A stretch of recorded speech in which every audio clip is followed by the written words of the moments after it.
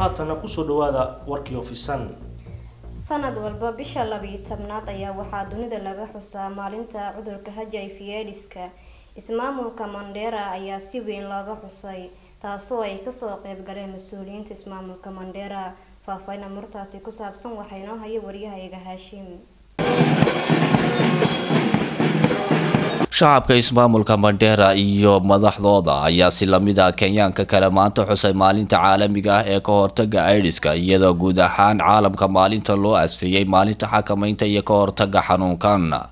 bulshada magaalada Mandera oo ay horkacayaan gabanaha Mandera, wasiirka caafimaadka iyo hay-adaha ayaa socdaal ku maray maanta wadada halbowlaha Mandera iyagoo ku soo labistay dhar uu ku xardhan yahay halkudhig ka dhan ah cudurka dilaaga ah ee HIV/AIDS-ka.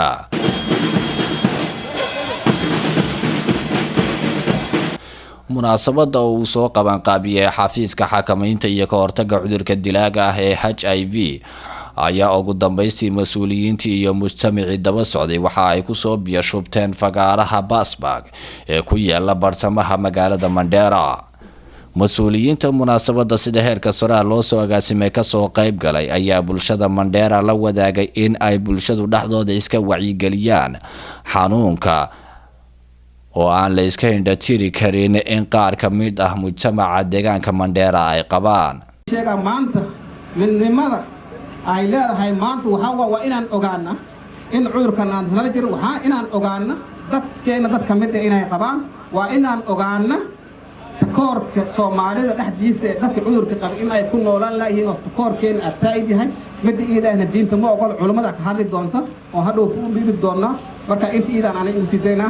bulshada deegaanka ayaa loogu baaqay inay ka fogaadaan inay faquuqaan ruux u asiibay xanuunkani, taas dhigeedana uu mudan yahay bukaankaasi in daryeel gaar ah loo fidiyo. dadku waxay ku dhimanayaan ciidaha takoor daraadiis qofku cudurka lagu sheego maxaa u maleeyay in la dhahay adigoo dhimanaa taas ma jirto. waxaan ii sheegaynaa dadka jirin soo bixi wacyigelin baan waxaynaynaa daawo la siina jirta qofka noloshiisa waa wadan karaa oo habdhaqankiisa hore noloshiisa waa iska wadan karaa.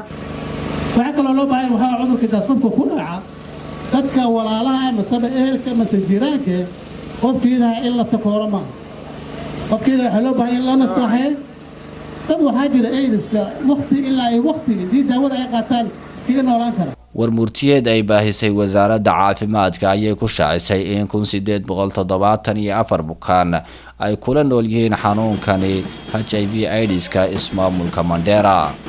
Haashim Baraar, Cable TV, Mandera.